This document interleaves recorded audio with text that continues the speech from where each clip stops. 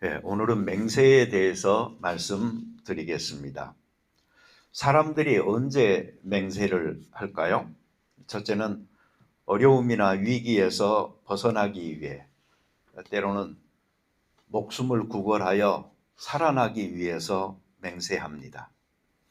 둘째로 거짓을 사실로 믿도록 하기 위해서, 또는 사실을 사실로 믿도록 하기 위해서 맹세합니다. 셋째는 자기가 원하는 것을 얻거나 이루기 위해 정말로 어떤 간절한 소원이 있어서 맹세합니다. 이 맹세까지 하면서 위기를 벗어나 보려고, 또는 살아보려고, 무엇을 얻어보려고 그토록 간절하게 매달리는 사람이 있을 때, 어느 때는 측은지심이 생겨나지요. 오죽하면 저러겠나 싶어서 그냥 믿어주는 척하면서 다시 기회를 주는 경우도 있습니다. 그러나 우리는 그리스도인으로서 비겁하게, 아첨하면서 비루하게 살지 않아야 합니다. 인생은 자기 철학을 가지고 자기가 정의한 인생의 의미와 행복의 방향을 추구하면서 당당하게 사는 것입니다.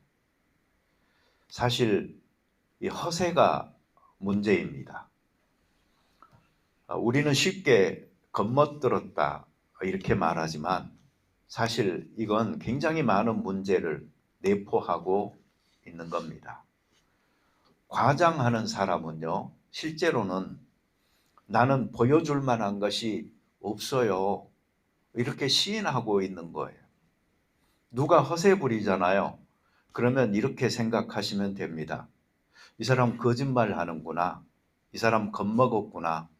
이 사람 속이 빈 사람이구나. 이 사람 지금 인정에 목말라 하고 있구나. 자기 스스로가 실패했다고, 뒤처졌다고 생각하는구나.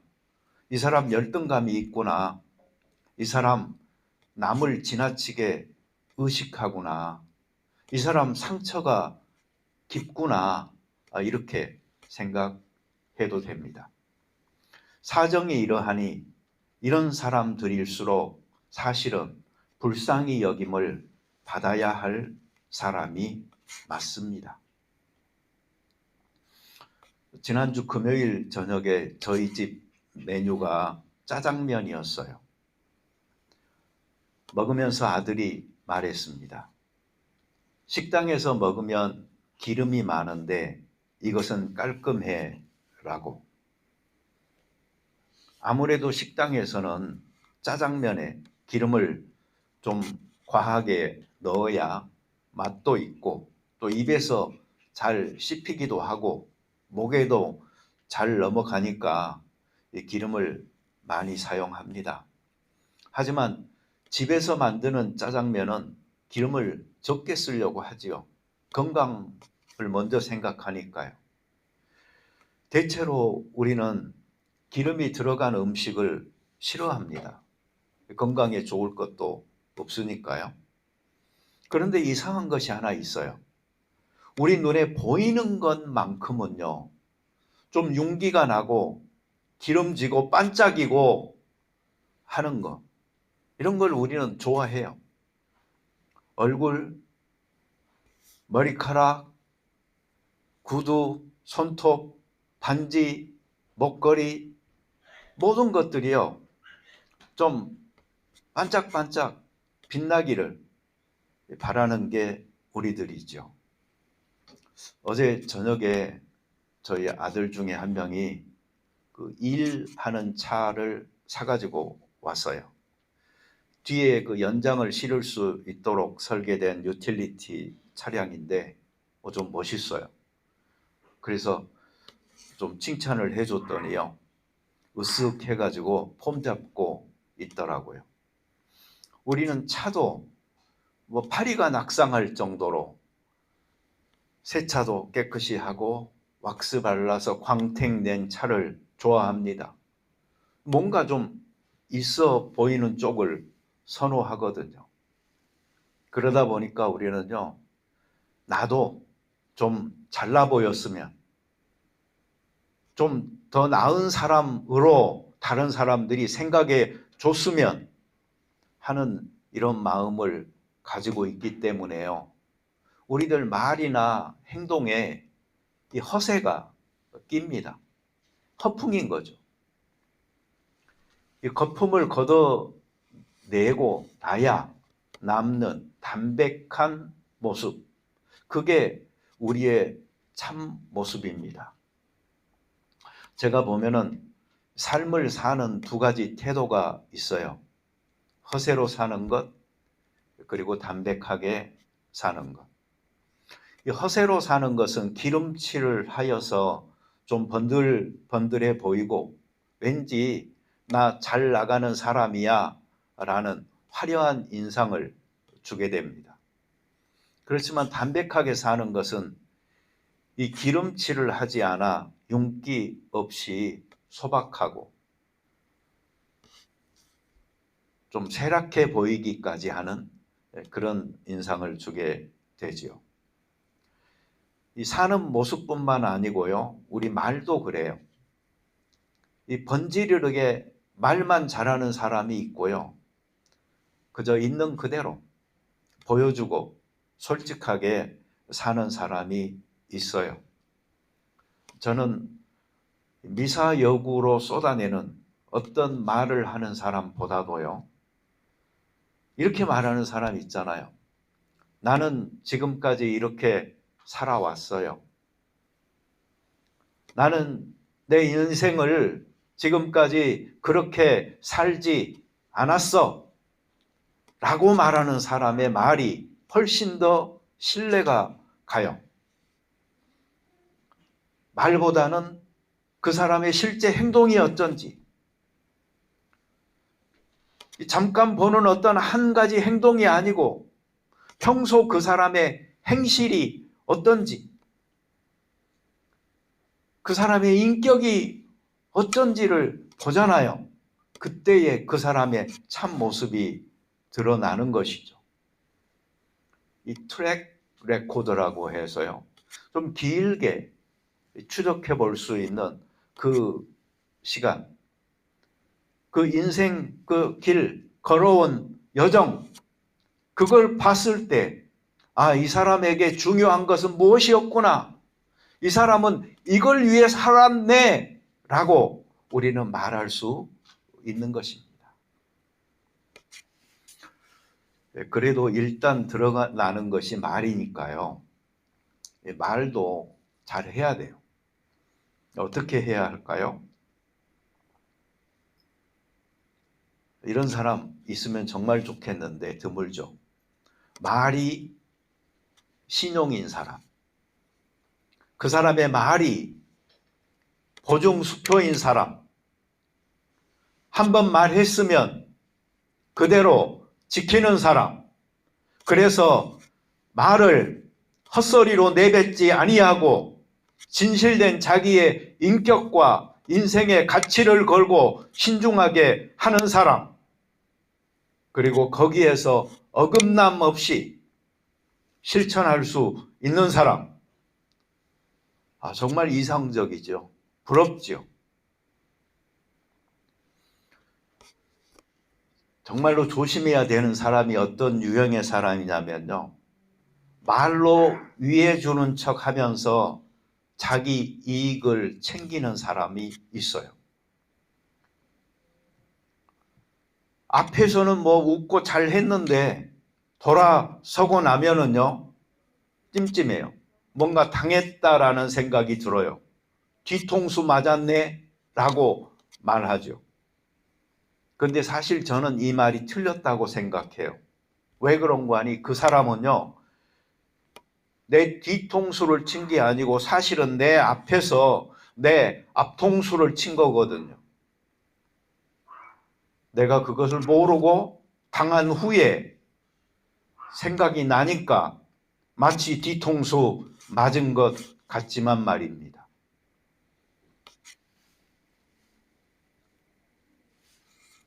우리의 말이나 행동은 간단 명료하고 사실과 진실에 기초해서 때, 장소, 상황을 봐서 잘 조절해 나갈 줄 아는 지혜로움이 함께 할 때에 그 사람의 인생이 가치 있게, 무게 있게, 중심 있게 보이는 것입니다. 예수님의 삶은요, 굉장히 담백한 삶이었습니다. 첫째로 예수님은 아주 단순하게 사셨어요. 이것은 지정의 중에 지에 해당한다고 생각합니다.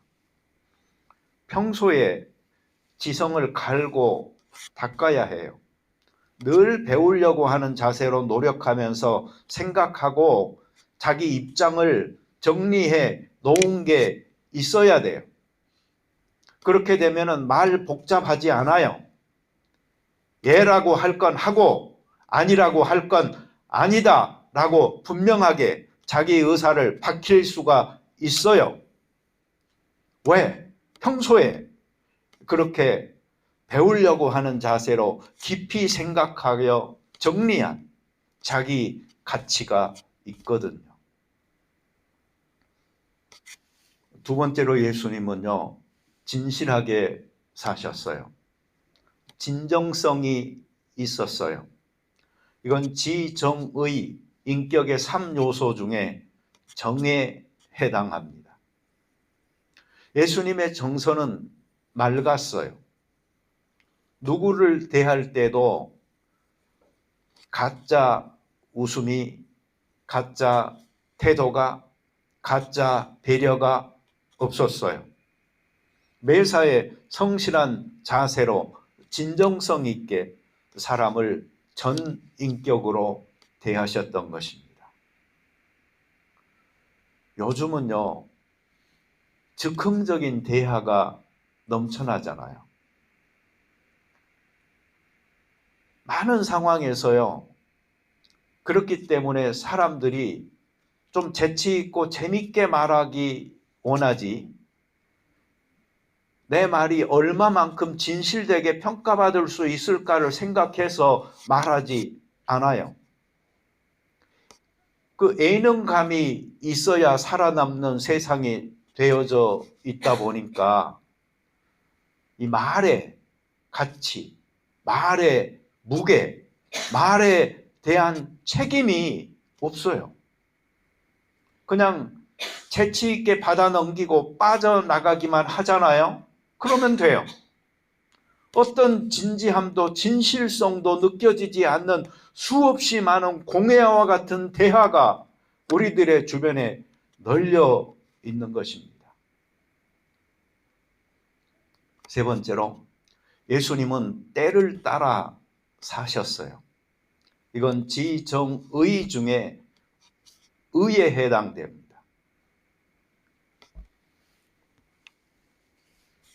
모든 상황에 맞게끔 잘 조정하면서 지혜롭게 행하는 모습이었던 거죠. 바울도 굉장히 담백하게 살았어요. 바울이 복음 전도 하나의 목적을 위해서 생명과 삶을 바쳤잖아요. 그럼 바울이 여행할 때 밴을 끌고 다녔을까요? 아니면 배에다가 화물칸에 자기 살림을 붙여가면서 그렇게 많이 가지고 다녔을까요? 단순하게 아마 진보다리 하나 가지고 다니지 않았을까 싶어요. 우리는 만만 담백한 것을 좋아하지 말고 우리의 생활도 좀 담백하게 살 수 있어야 되겠어요. 허세 부리고 뻥튀기 하고 그러다 보면 사기꾼 되기 딱 좋습니다. 사기꾼의 특징이 또 있어요. 가장 진실한 척 하지만 속임수를 쓰지요. 자기가 진실한 척 하는 이유는 진실되게 자기가 받아들여지지 않으면 사기를 칠 수 없으니까 자기 이득을 얻기 위해서 그렇게 해요. 그리고 사람의 욕망을 자극하죠. 그 사람의 약점을 노려요. 사람에 대해서 연구를 한 다음에, 그리고 굉장히 모호한 말을 쓰고요. 과장합니다. 이게 애매모호하게 말해야 사람들이 이 그물에 걸려들듯이 불나방처럼 걸려들어요. 뭔가 큰 이득이 있을 것처럼 제시를 해야 사람들은 거기에 몰렸다가 그 다음에 빠져나가지 못하는 겁니다. 이거 대박인데 하는 인상을 줘야지만이 사람들은 달려들거든. 절대로 걱정할 필요 없다. 무조건 이거는 몇 배 이득 난다. 그리고 나중에 그 상황에 따라 말이 달라지면서 책임 회피하고 죄책감 느끼지 않아요. 좀 믿을 수 있게끔 전문 용어 몇 가지 섞어서 권위 있는 척 이야기도 하고요. 자기 인맥 자랑하고요. 배경이 있는 듯이 행세하고요. 그러면 더 많은 사람들이 거기에 빠져드는 것을 봅니다. 제가 버우드에서 사진관 할 때 그 주변에 장사하던 사람들 여러 사람을 사기쳐가지고 땅을 치게 만든 그 사람이 있었거든요.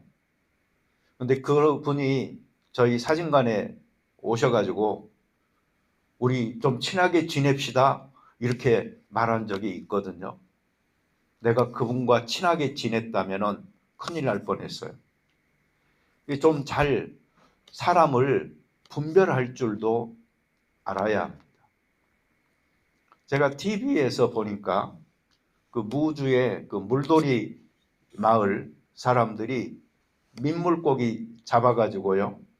어탕 칼국수를 만들어 먹으면서 하는 말이 있더라고요. 아, 담백하네. 담백한 데서 오는 그 맛.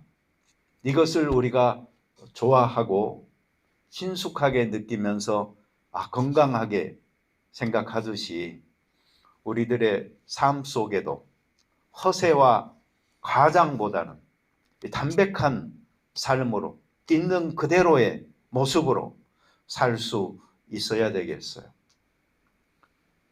조변석계라는 말이 있죠. 아침하고 저녁이 다르다는 말인데 옛날 사람들은요 그래도 바뀌는데 시간이 좀 걸렸던 것 같아요. 아침하고 저녁이니까. 근데 요즘 우리들은 화장실 들어갈 때 하고 나올 때 하고 다르다고 그런 말 하잖아요. 얼마나 사람들이 빨리빨리 마음들이 바뀌는지. 요새 직장이 좀 빡세서 그런지요. 화장실 가는 시간이 휴식 시간이라고 해가지고 직장인들은 그 시간을 즐긴답니다. 그래서 화장실에 가서 뭐 전화도 하고 이메일도 확인하고 별가지 것들을 다 한다고 하는데 그렇게 하고 나면은 새로운 정보에 의해서 뭐 마음이 바뀔 수도 있을 것 같기는 해요. 콩코드 로드하고 이 빅토리아 로드하고 만나는 그 길 제가 올라가다가요. 차 사고 난 적이 한 번 있어요. 차가요. 이 경사진 길인데 거기서 갑자기 뒤로 오더니 제 차를 박았거든요. 그래서 거기 차들이 많이 있으니까 나는 그 옆에 그 길로 가서 거기서 이야기하자고 해가지고 둘이 이제 차를 각자 타고 가는데 거기만큼 오더니 그 사람이 갑자기 도망가 버렸어요. 가지고 제가 그 라이드 경찰서에 가가지고 야 이런 일이 있었다 그랬더니 너 그 차 번호 기억하냐고. 모른다고. 우리가 해줄 수 있는 게 없다고. 그래가지고 끝난 적이 있어요. 경험을 통해서 미련한 사람들은 배운다고요. 그 뒤부터는 그런 일이 있으면 사진부터 찍어야 되겠다 하는 생각이 이제 들더라고요. 가끔 우리는요, 이렇게 사람들을 믿다가 당하는 그런 경우들이 있습니다. 이 리플리 증후군이라는 말이 있어요. 워낙 많은 거짓말을 하고 허세를 부리다 보니까 나중에는 현실과 이 가짜, 이 허구의 경계가 이게 무너져 버려요. 이게 불분명해져 가지고요. 자기 심리적인 상태가 현실과 거짓을 구별을 못해요. 그래서 실제 자기하고요, 자기가 만들려고 했던 이미지하고요, 그 사이에서 완전한 혼동, 착각이 일어나요.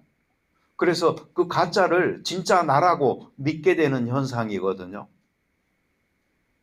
우리 한국에서 지금 되어지는 사람, 가짜로 평생을 살았던 사람의 인생이다 해서 하는 게 저는 이런 상태라고 생각도 들더라고요. 가오 잡으려고 하다가 훅가시 넣으려고 하다가 보여주려고 하다가 우리는 키높이 신발도 신게 되고요. 큰 집도 사게 되고요. 탈 수 있는 차가 있는데도 새 걸로 또 바꾸기도 하고요.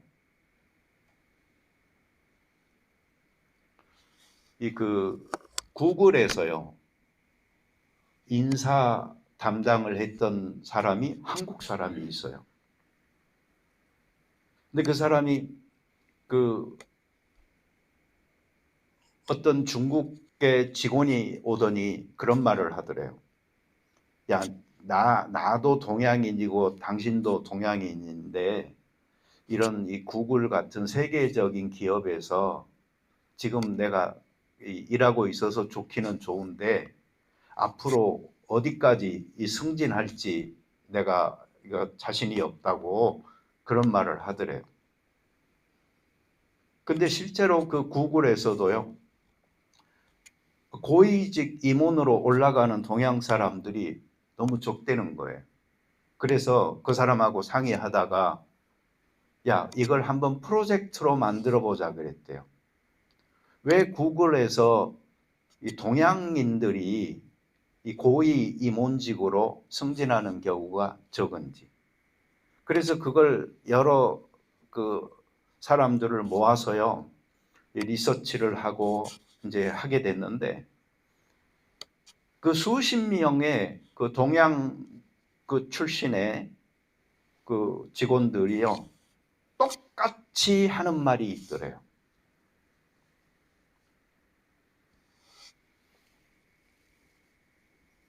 뭐였을까요? 나는 내 부모에게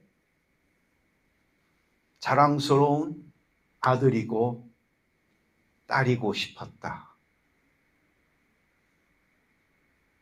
거기에서 빠져 있는 게 뭐냐면 아이가 빠져 있다는 거예요.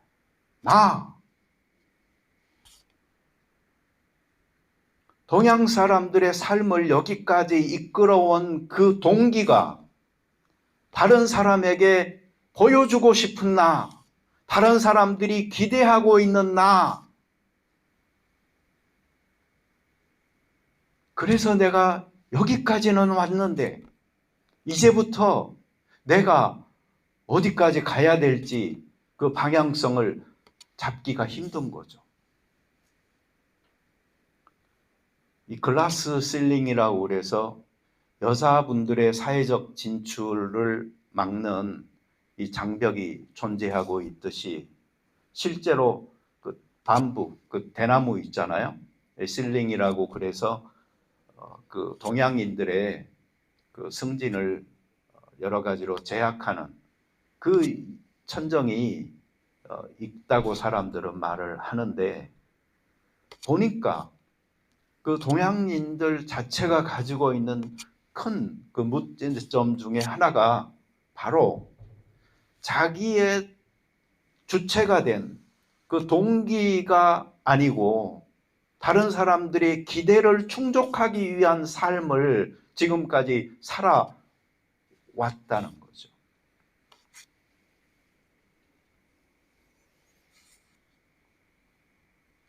남의 생각을 내 삶으로 받아쓰기 하면서 살아온 그 사람들이 어떻게 자기의 삶을 주체적으로 설계하며 나아갈 수 있겠는가 하는 이야기입니다.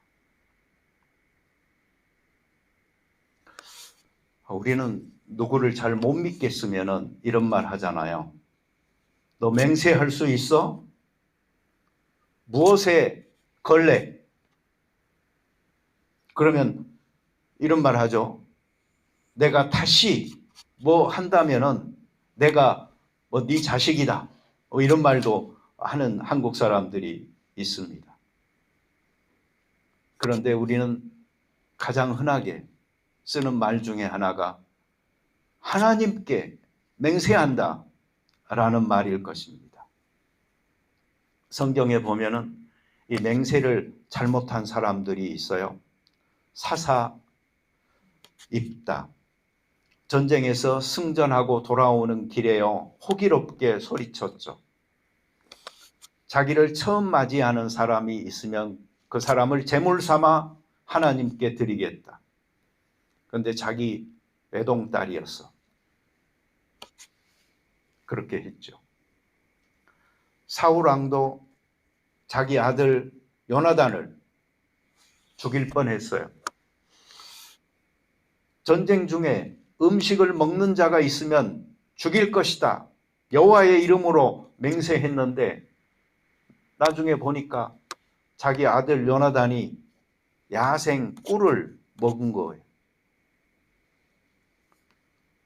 부하들이 만류하고 또 그 말을 요나단이 듣지를 못했다라는 것 때문에 이게 좀 없었던 일로 되어져 버리긴 했지만은 맹세를 잘못하잖아요. 그러면 그 맹세를 지키기가 어려운 것입니다. 사람은 맹세를 잘못할 수 있어요. 그래서 성경에서는 해결책도 제시를 해놨어요. 레위기 5장 4절 6절에 보면은요, 속건제를 드리라고 말을 합니다. 이 속건제는 내가 무엇을 잘못했다고 생각했을 때 암컷 어린 양이나 염소로 드리는 제사예요. 그래서 자기의 잘못을 고백하고 그 용서함을 받는 그런 해결책까지도 만들어 놨습니다. 예수님께서는 맹세를 하지 말라고 했다. 그러니까 맹세하면 안 된다라고 생각하는 이 신약 크리스찬들이 사실은 되게 많거든요. 근데 예수님이 맹세에 대해서 그 화내신 경우를 한번 생각해 보세요. 마태복음 23장 16절에서 22절에 이런 말이 있습니다. 화 있을진저 소경된 인도자여, 너희가 말하되 누구든지 성전으로 맹세하면 아무 일 없거니와. 이 구별을 잘 해보세요. 성전으로 맹세하면 아무 일 없다. 안 지켜도 된다라는 말이잖아요. 자, 그런데 성전의 금으로 맹세하면 지킬지라. 성전의 금으로 맹세한다. 물질적인 것으로 맹세하면 그걸 지켜라. 사람들이 이렇게 생각하고 말하고 있었다는 거잖아요. 그것을 예수님께서는 이 우맹이요 소경들이요 어느 것이 더 크냐? 그 금이냐? 금을 거룩하게 하는 성전이냐? 이거는요 정말로 큰 것이 무엇인지를 모르고 그 맹세를 잘못 오용하고 있는 그 현실을 비판하신 겁니다. 제단으로 맹세하는 것, 성전으로 맹세하는 것, 하늘로 맹세하는 것이 훨씬 더 크고 중한데, 그럼에도 이런 것들로 맹세하면 아무 일 없다라고 하면서 제단 위에 있는 금으로, 예물로 맹세하면 지키라고 하는 것은, 쉽게 말하면 물질을 맹세하는 것은 중한 것이니 지켜라, 바쳐라. 여러분, 혹시 어디에 헌금하겠다고 해놓고 못 지키신 거 있나요? 혹시 교회 건물 짓겠다고 서운해놓고 하지 못한 거 있나요? 스스로 괴롭게 하지 마십시오. 그게 족쇄가 되어져서 하나님한테 서운한 것은 죽어도 지켜야 된다라고 감옥에 가두지 마십시오. 영어에서 이 맹세한다는 스웨어는요, 고대 영어 스웨리안에서 유래했는데 그 뜻이 신의 이름을 언급하며 약속하는 행위를 말합니다. I swear to God, 이런 말도 있고요. Cross my heart라는 말도 있어요. 내 가슴 위에 십자가를 내가 긋겠다. 맹세함에 있어서 하나님을, 그리고 예수님의 십자가를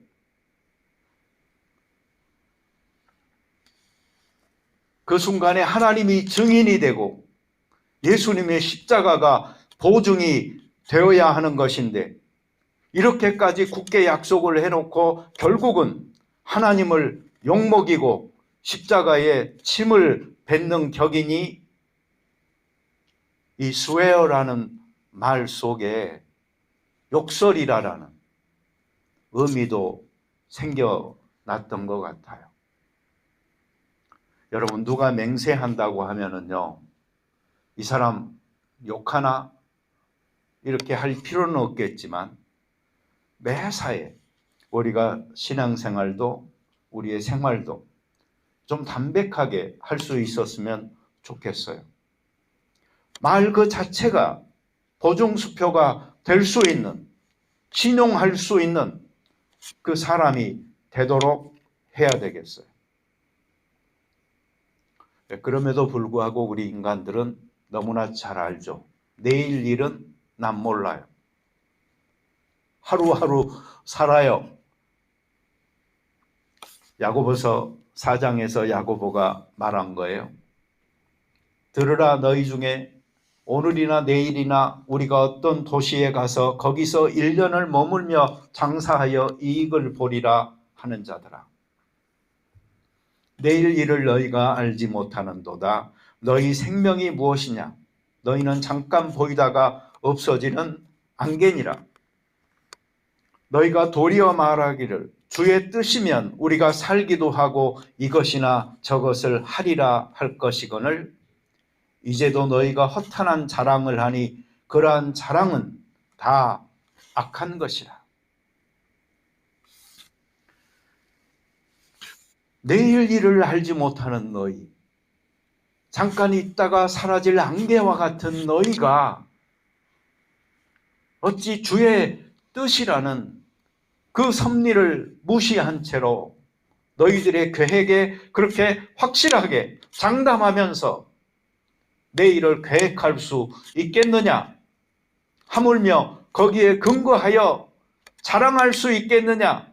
허세를 부리고 이 허탄한 인생 같으니 하는 말인 거죠. 사람의 계획은 믿을 수 없어요. 모든 것은 하나님의 손에 달렸어요. 우리의 인생은 사실은 연약한 기초 위에 서 있는 것입니다. 그러니 여러분, 담백한 생활 습관을 갖지 못하잖아요. 그러면 그게 나의 약점이 되고 다른 사람에게는 공격의 포인트가 되어져서 쉽게 조정당하고 휘둘리게 되는 것입니다. 요즘 이 가스라이팅이라는 말을 많이 사용하잖아요. 이거 쉽게 말하면 뭐가 된다는 말이죠? 좀비가 된다는 말이에요. 나의 생각하는 능력, 비판하는 능력 다 상실한 채 무비판적으로 남의 생각을 받아들여서 휘둘리는 어리석음. 정강훈 씨가 자기 교회에서 예배드리면서 이런 말을 했어요. 교회는 목사가 가스라이팅 하러 오는 곳이라고. 목사가 심리적으로 교인들을 지배하기 위해서 오는 곳이라고.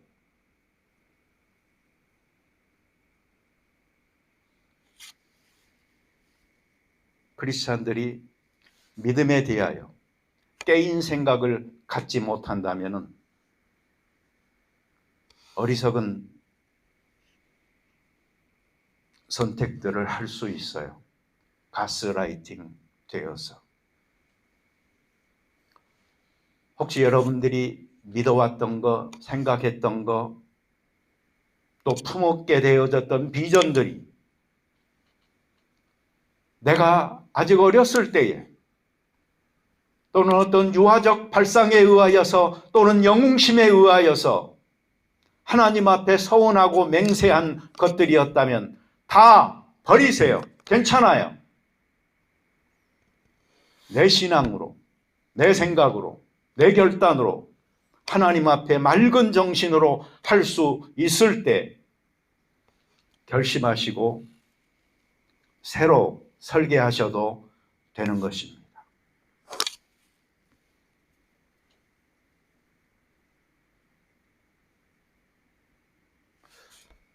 이런 것도 생각이 나네요. 저더러 설교를 왜 그런 식으로 하냐고 말을 한 교인도 있었어요. 그러면서 기승전결로 하라고 구체적으로 가르쳐준 사람도 있었어요. 저는 그런 설교 방식을 싫어합니다. 왜 그런 줄 아세요? 기승전결은요, 소설의 포맷이에요. 그것은요, 감동을 주기 위한 목적으로 설계되어진 이야기의 전개에서 가능한 것이죠. 그래서 가스라이팅의 아주 적절한 방식이에요.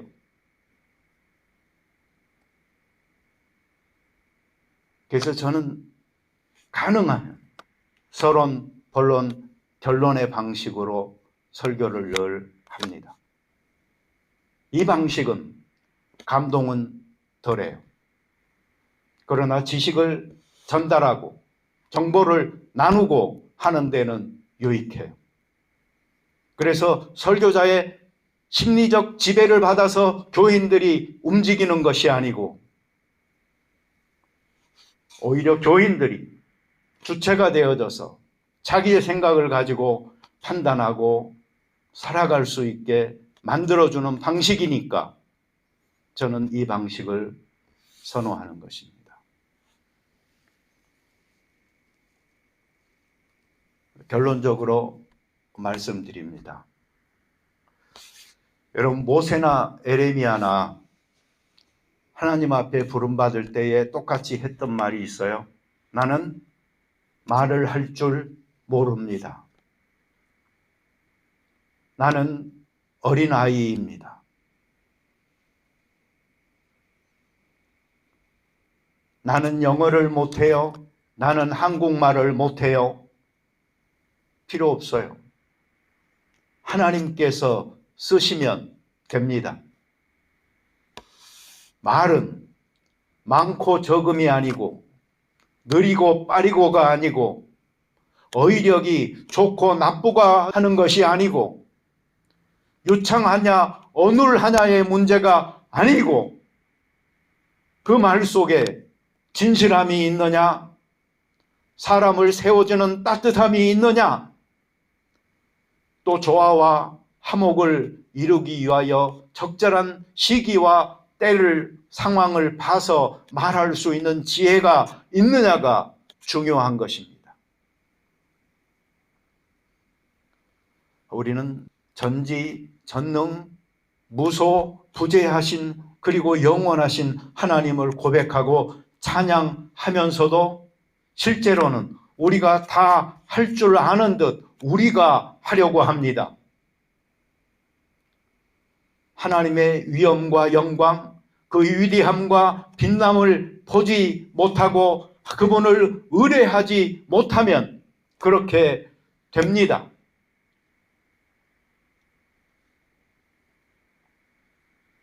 말로 신뢰를 쌓고 맹세라도 하면서 사람의 인정을 받으려고 하지 마세요. 행동으로, 행실로, 삶을 사는 인생의 트랙 레코드로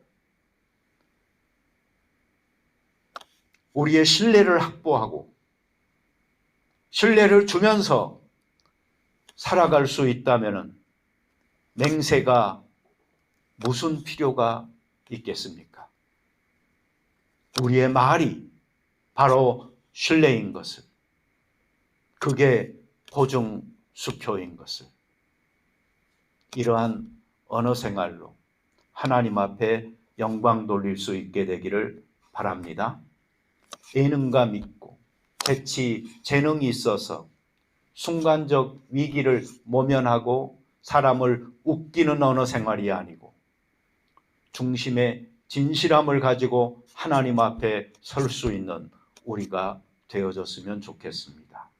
다 같이 기도 드리겠습니다. 사랑의 주님, 감사합니다. 공해처럼 많이 쏟아지고 있는 여러 가지 말들 중에 우리는 얼마나 더 많은 불필요한 말, 가치 없는 말들을 쏟아내야 되는지 모르겠습니다. 예수님처럼 담백한 언어 생활과 삶을 살 수 있도록 도와 주시옵소서. 허세로 과장하지 않도록 하시고 허세로 우리의 삶을 꾸미지 않도록 축복하여 주시옵소서. 예수님의 이름으로 기도드립니다. 아멘.